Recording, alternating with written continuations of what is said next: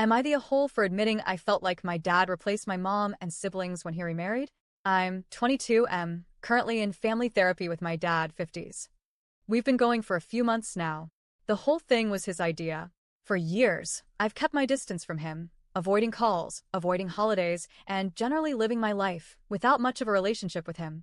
Eventually, he reached out and admitted he was scared we'd never be close again. He asked if I'd go to therapy with him so we could try to open up communication. I wasn't exactly eager, but I agreed. I've been showing up every week, trying to be honest, even when it's uncomfortable. The truth is, my distance from my dad started a long time ago when he began dating the woman who is now his wife. It was less than 2 years after the accident that shattered our family. I was only 7 at the time. My mom, my brother, 11, and my sister, 4, were killed instantly. My dad walked away, without injury. I survived too, but not without scars. My knee was badly injured and I have permanent facial scarring from deep cuts. But even with those injuries, the doctors said I was lucky. My mom and siblings didn't make it. My dad met his wife about a year later. 9 months of dating, and she and her 2 daughters moved into our house. 2.5 years after losing my mom and siblings, my dad remarried and legally adopted her kids.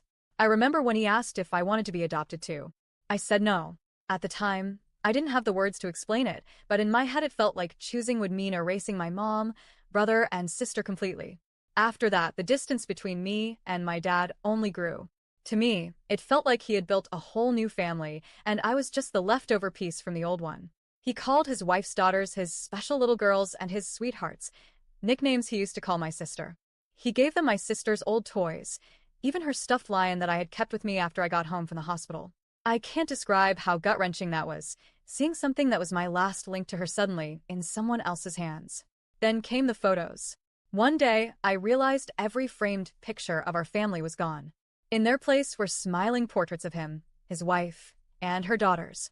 Sure, I was in a couple of them, usually looking miserable because I didn't want to be there. But others were just him and them, as if the rest of us had never existed. By the time I was a teenager, I had basically shut down around them. I stayed out late, ignored their attempts to show up for me, and refused to talk to my dad about my life. He'd come to my school talent shows, but I wouldn't even look at him. The more he tried to blend me into his new family, the more I resisted. When I turned 18, I moved out and lived with a friend. Eventually, we got our own place and I rarely answered my dad's texts or calls. Honestly, part of me thought he'd be happier that way, with his real family. Fast forward to therapy. I finally admitted the truth, that I've always felt like he replaced my mom and siblings when he remarried. I told him I never got used to it, never accepted it, and that was why I left so young.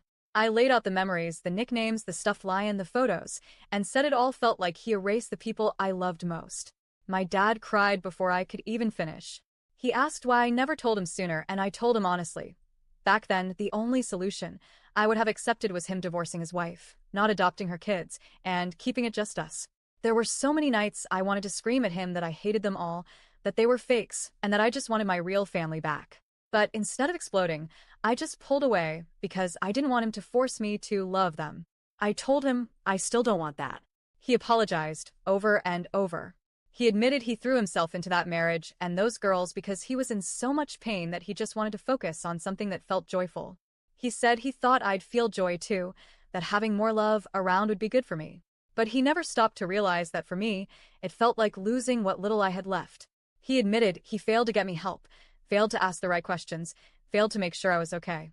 But then he also said he'd never regret adopting the girls because he truly loves them and they had no father figure before him. He said what he does regret is not finding a way to help me through it all, not getting us therapy sooner, and letting me carry that pain alone for so long.